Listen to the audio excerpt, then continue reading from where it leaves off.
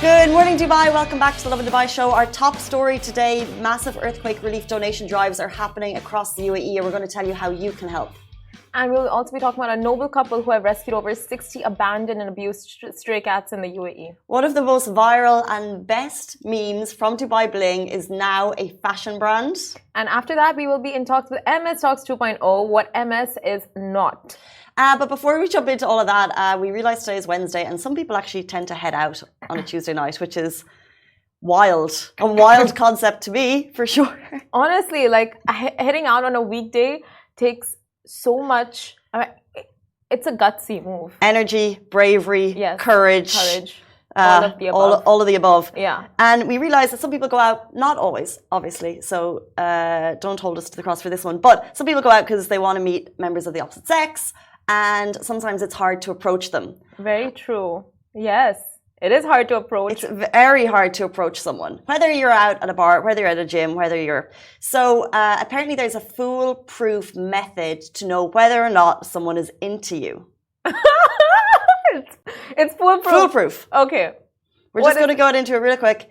The foolproof method to know whether or not someone is into you is if you see them and you hold eye contact for 3 seconds. Now, 3 seconds is a very long time. Ooh. Okay, so Simran, 1, 2. It gets uncomfortable after 1. It gets uncomfortable after 1. I think where have you read 3 seconds? I feel like 3 seconds is just way too long. It gets creepy. It looks super stalkerish. I don't know, like 3 seconds is not it.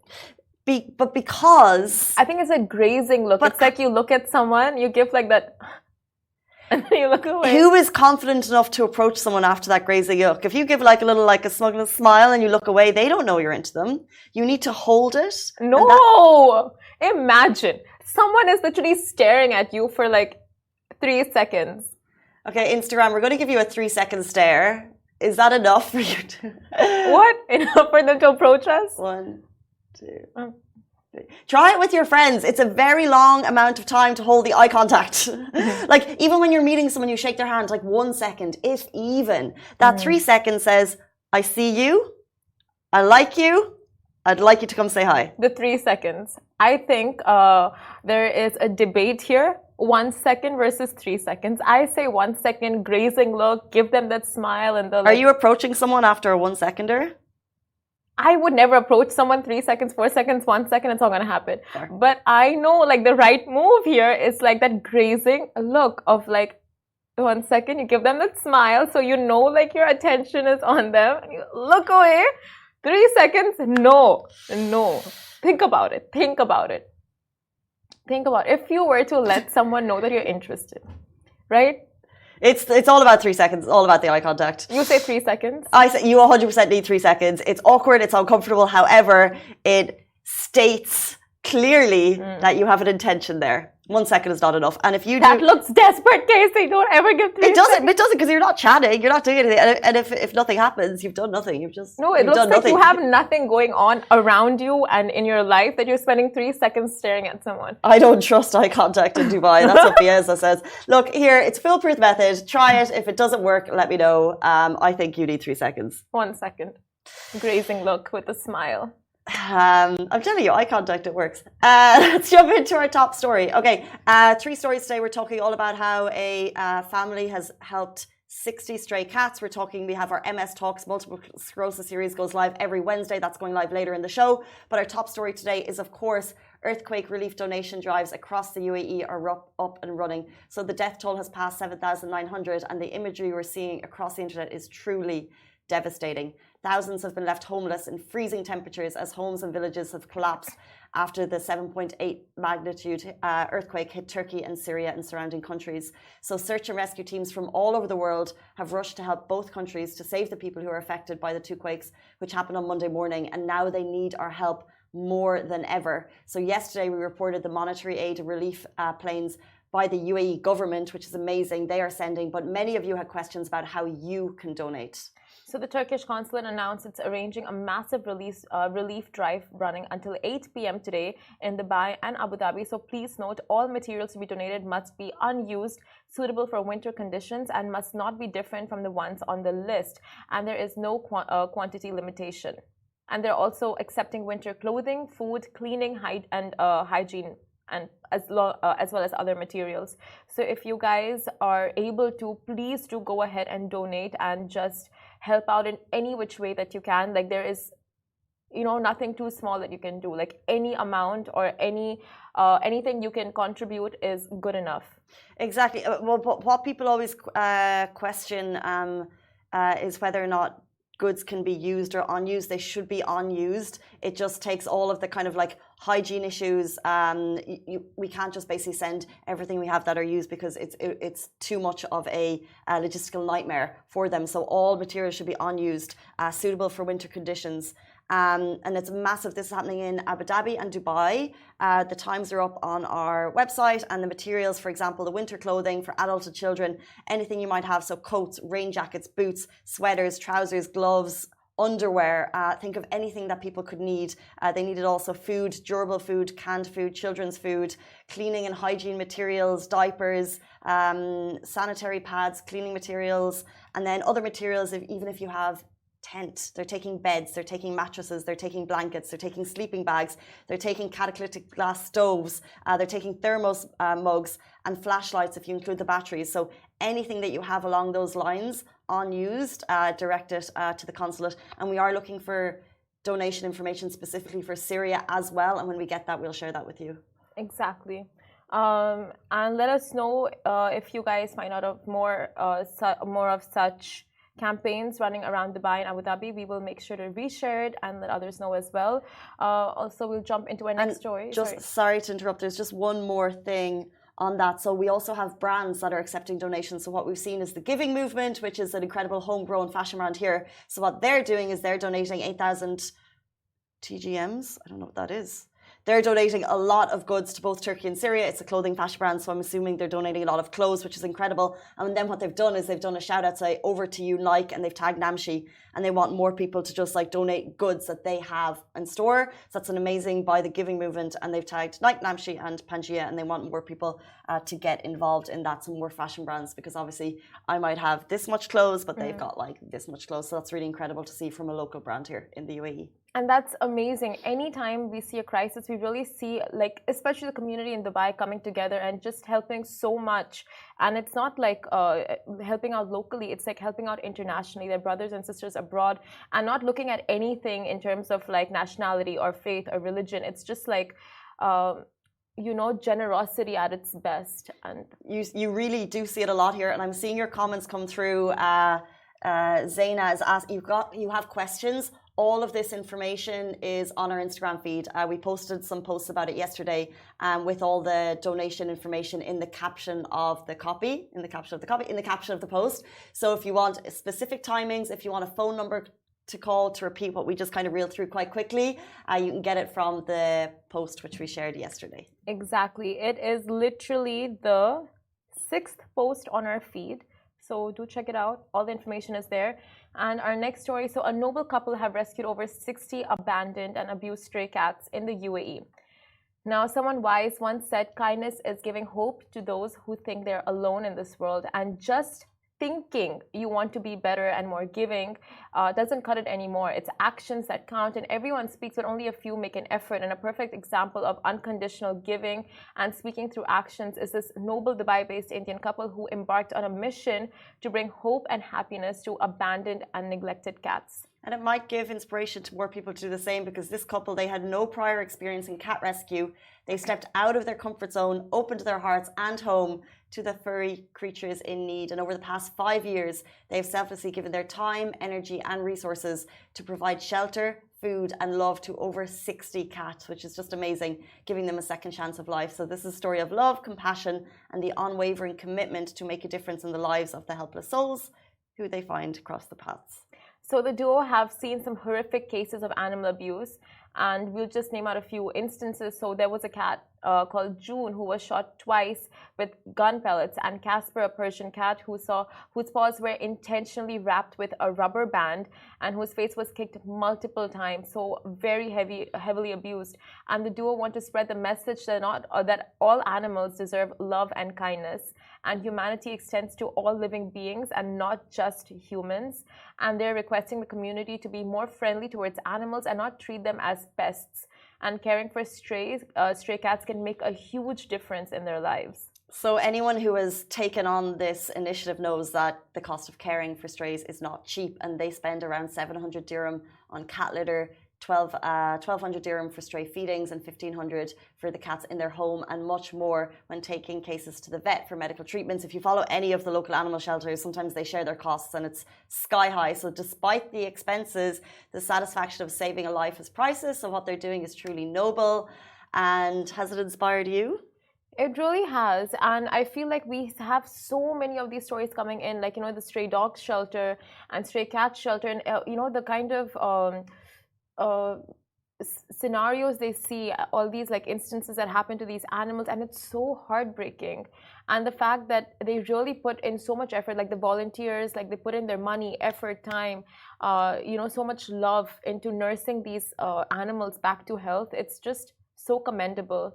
And I feel like anything we can do as a community to contribute, be it like for relief efforts or for animals or anything, we really should if we have the capacity. I'm really glad, so Simran went deep into the story, and I'm really glad you did, because what sometimes happens is like the stories that you'll see are the stories that make the big headlines. So typically in news, the most engaging ones might be the most sad or the most tragic or the most horrific story of potentially an animal who was shot or was abused or beaten badly.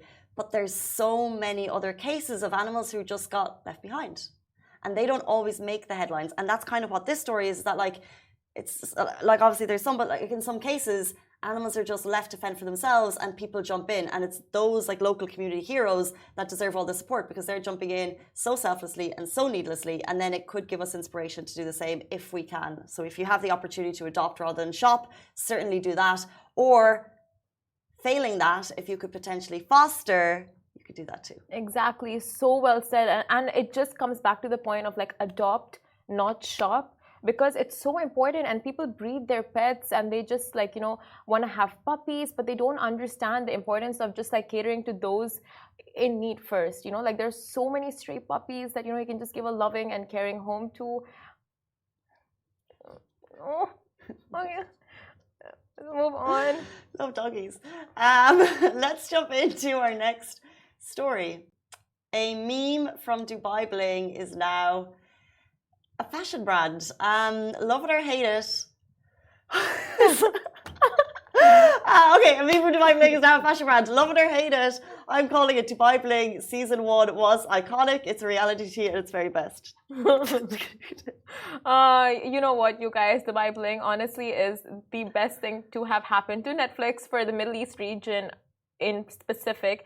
And of course, it's been memed to the hilt, but not one of the stars is using the meme for her own gain.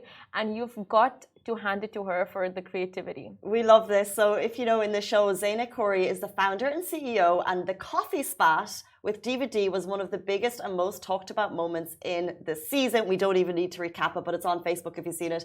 In it, the blooming man attempts to buy the company that she works in, and she responds, I am the company. I am the company. It's iconic. It's been memed. It's been TikToked. You've even heard it, even if you don't watch the show, maybe. And now she's getting her own back. So right after that, DVD throws the there's coffee. There's a coffee. No. She doesn't throw the coffee. She kept the coffee there. On the table. Yeah. And then I don't know what happened afterwards, but it's sorry. Coffee was thrown. There was coffee. There was coffee. And it was thrown. On Zaina. Yes. Mainly Zaina. But it wasn't, I feel like it was not, I'm on her side, but at the same time, I just don't know what happened. But the CCTV footage, if you look over it really slowly, you can examine how it played out, how it panned out. Like, anyway, it's not about who threw the coffee. It's not about the coffee scene, but it's about how that infamous dialogue, I am the company, I am the company, has now become the company. Can you? In its own fashion brand. So if you watch the show Zaina, by the way, in terms of like fashion, powerhouse outfits, iconic, and she's basically turned her own style into a fashion brand. She's calling it I Am the Company, and it's what you would see her wearing. So if you're into like really like boss female fashion, like you're going to work and people are going to know that you own the show. It looks very, very cool. So fair play to her. Oh my God, like you were showing me the Instagram just before we started the show, and it looks like you said, boss, iconic, the outfits, and just like very real estate. If you're like the CEO of a company, you want that kind of attire. Yeah, it's just fab. And it's literally like it's the epitome of taking a bad situation and making it work in your favor. Yeah. Oh my God, genius. I cannot wait to see what Diva D has to say about this, because it's just like one-upping each other each time. So it's like that situation, who came out on top, who's to say? However, this is kind of like Zayda's, like her moment, her boss moment. Genius. And it's like if you have that moment of fame, what business would you make? And she's made it. She's called it I Am the Company, and it's fashion. So she's always been in real estate, 15 years. She's like the growth development officer, some really high empowered company. But now she's obviously super interested in fashion. So she's putting her expertise into something, and we love it. That is such a Kardashian move. That's such a Kris Jenner move, But I cannot wait for this to come out in season 2. Can you imagine the drama? And when DOT gets to hear of this, and it's like, oh my God. Like, did she just, Well, Diva's going to have to come out with her own, like, how about like a clothing cleaning company or something? I don't think she can. Like, she needs to do something. She needs season 2. A coffee brand? Or like a desk mug situation. Or a mug that never spills coffee. A mug that, well, no, that wouldn't suit. That won't suit? Because but she didn't spill. It wasn't Diva D. It was like, she pushed the coffee. And then I think it was spilled on her. Like, it was a defensive mechanism. They were on a break. The jury is out. Hamor is asking, where are your coffee mugs? That is a solid response. That's a solid question. That is literally... We finished before the show. Simran doesn't drink coffee. I don't know how she's here in the morning. Honestly, same. I don't drink coffee, but I would totally drink. She tried that before. It worked. Oh my God! Guys, do stay tuned. Right after this break, we're jumping into MS Talks 2.0, What MS Is Not. This is a series with Novartis we're doing, which is a multiple sclerosis awareness series. It's an amazing 10-episode series, and it's a real insight into information from experts and also patients of MS in the UAE. So if you have any questions, it's a really great insight into it. So please stay tuned. It's right after this break.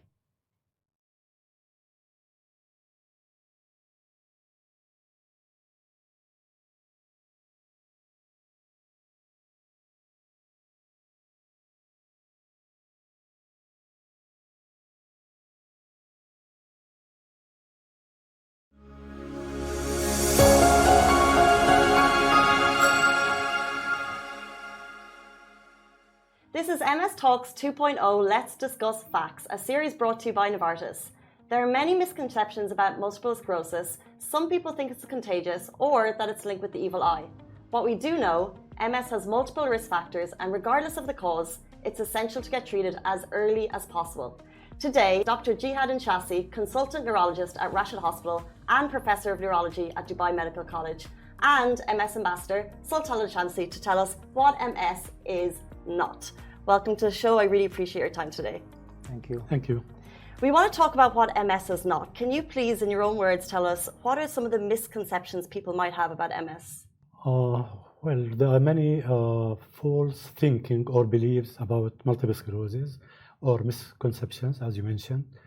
I'll enumerate the most important ones. The first one, many people believe that MS patients will be bound to wheelchair in 10 to 15 years.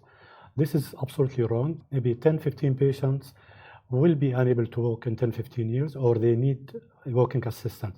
But majority are walking with full function, full activities. So this is the first false impression. Number two, MS can be inherited from the mother of MS.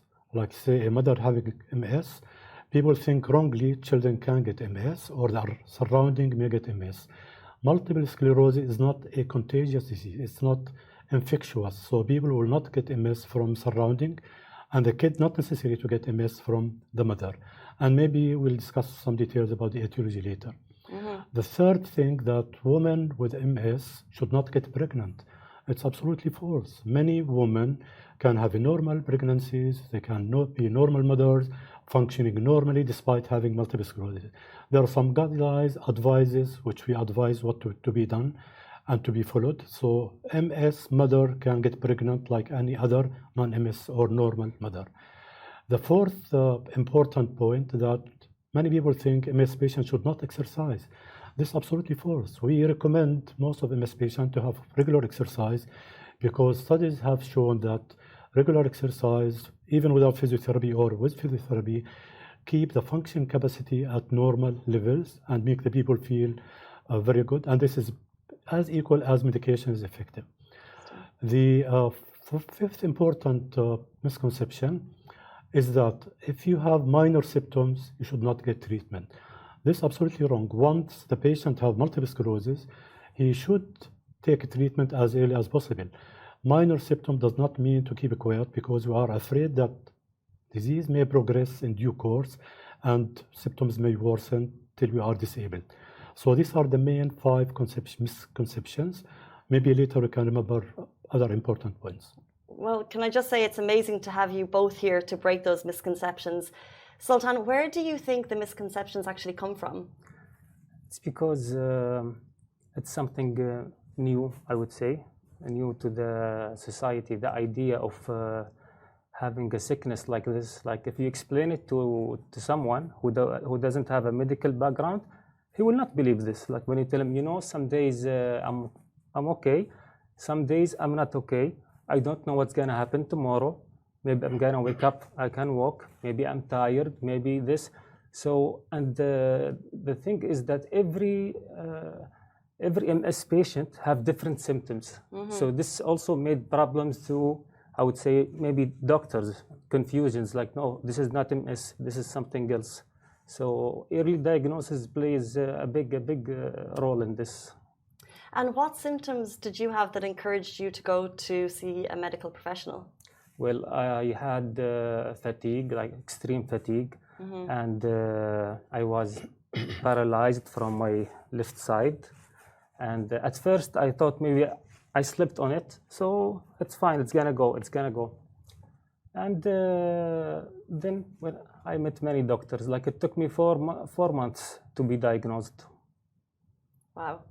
And it's amazing to have a doctor here with us on the show. Dr. Jihad, for people who are just joining, what actually is multiple sclerosis? What does it mean? We've talked about it in the series, but we'd love to have your definition. Yeah, I'll just make a small comment on Mr. Sultan's. We have to understand that MS is not a fatal disease, right? Because I met many patients and they told me, doctor told them, you have only lifespan of 5 years. This is absolutely wrong. People can live a normal life with normal life expectancy. So this is important. So to answer your question, what is multiple sclerosis? To summarize it, it is a big question. So it is a chronic autoimmune demyelinating disease affecting the central nervous system. And when I say central nervous system, I mean the optic nerve, the spinal cord, and the brain. And symptoms will vary according to the location of inflammation. So if a patient gets optic neuritis or lesion in the optic nerve, he will get impaired vision. If patient gets symptoms in the cerebellar hemisphere, he will be ataxic. If he gets spinal cord, there will be weakness in the lower limbs. If it is in the brain, it will be weakness on one side. So symptoms will depend on location of inflammation. And what I've said, it's chronic inflammatory demyelinating. So the myelin surrounding the neuron, which is like a wire with a myelin, this will be damaged. So this will lead to certain damaged area in the brain will not be functioning well. And that's very important to treat this early before the damage becomes irreversible. Do we know the cause of this? This has been studied extensively in the last many decades, but now we come to a conclusion which can summarize its interaction between genetic, environment, and infection. And each of them needs some explanation. When I say genetics, recently, more than 200 abnormal genes has been identified or have been identified in patients with multiple sclerosis. However, there is no certain gene which is linked to the MS in particular, except one of them, which is called HLA-DBR1. This has a strong link to patients with multiple sclerosis. So there is genetic background, but there is a form called familial MS, which spreads in families, affecting many families in the same, many members in the same family. We studied this, the gene was abnormal. So we say familial form of multiple sclerosis. I may inherit the gene, but not the disease. Okay, so a patient may inherit the abnormal gene from his parents, but he will not inherit the disease. The gene needs further influential factors, environmental factors, to produce the disease. So to avoid complicating the issue, gene can be inherited, but not the disease. The disease needs further factors. So this is about the genetics. But there is no pattern of inheritance in patients with multiple sclerosis, right? So not necessarily the parents will give the disease to their kids. Chances are maybe 1 in 15 or 1 in 20. So it is a low risk of inheritance, and the pattern is not well known. This is about the genetic. This is the first factor. Second factor is environmental factor. And now we know certain factors are definitely identified. One of them is smoking.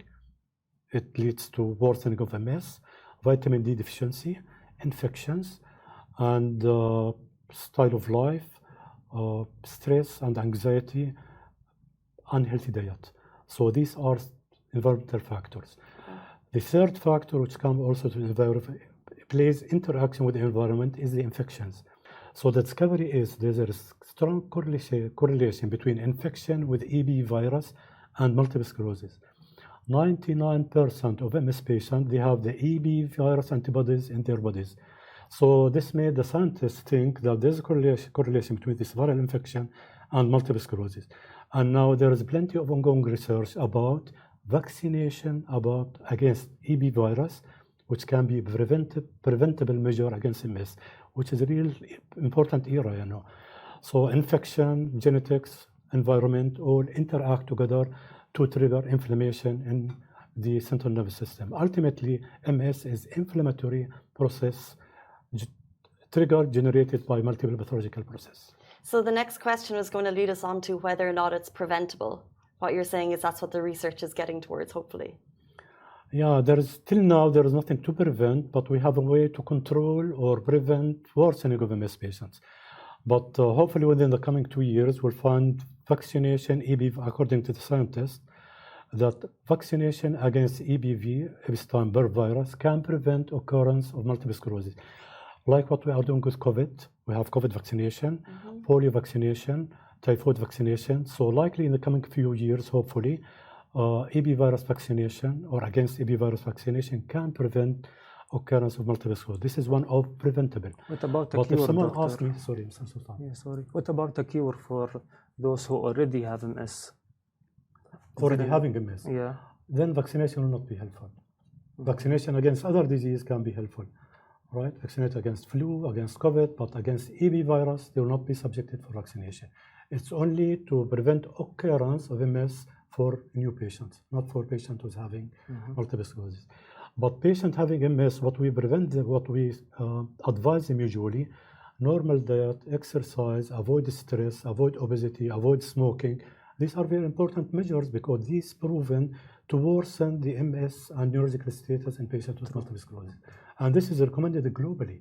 I mean, it has been discovered recently, not recently, in the last 5 years, that vitamin D deficiency lead to disease activity. So normalization of vitamin D will prevent disease activity. And as you know, in the Gulf generally, though we have very good sun, very hot weather, but because of the culture, we are not exposed to sun. So the vitamin D metabolism comes from exposure to ultraviolet. So which happens usually occurs in the morning or late evening. But by culture, we're not exposed to this. That's why it's very important to get supplementation of vitamin D to prevent disease activity. Thank you very much for that insight into advice for MS. Sultan, can you tell us what it's like dealing with MS on a daily basis? Well, actually, it's tough. I will not say it's something easy. But once you know your symptoms and you know your style that you need to live in, what triggers you, what not triggers you. Like this took me around maybe 3 years. So I know like, okay, this stress me, this does not stress me. And you cannot control the internal factors in what's happening in your brain. So try your best for the external factors at least. Mr. Sultan gave very important advice. Do you exercise daily, like walking, exercising, anything? Yes. Do you think this is helping you? It is helping me. You know, each patient, Mr. Sultan mentioned at the beginning, each patient has specific characteristics, symptoms, and signs. So we have to address all these symptoms. Like MS patient may get fatigue. We cannot examine fatigue as doctors, but the patient will tell me, I'm tired, I'm fatigued, and so on. So there is specific treatment for fatigue, which is fragmentation of work, drinking plenty of water. If you are anxious, you have to not to fight anxiety. You have to live with anxiety and see how you can manage your anxiety. If anxiety is part of our lives, you know, so everyone, but in particular MS patient, they feel more anxious than others. And my recommendation, general recommendation, don't fight anxiety. Expose yourself gradually and know how to manage and these conflicts and these anxious situations, but don't escape from them. This is common. If there's something which trigger my depression or anxiety, I have to live with it and see how to manage around it, not to fight with it directly. Thank you very much for that. That was a very insightful conversation. We really appreciate both of your insights on it. That was MS Talks 2.0. Let's discuss facts. We'll be back with you next time.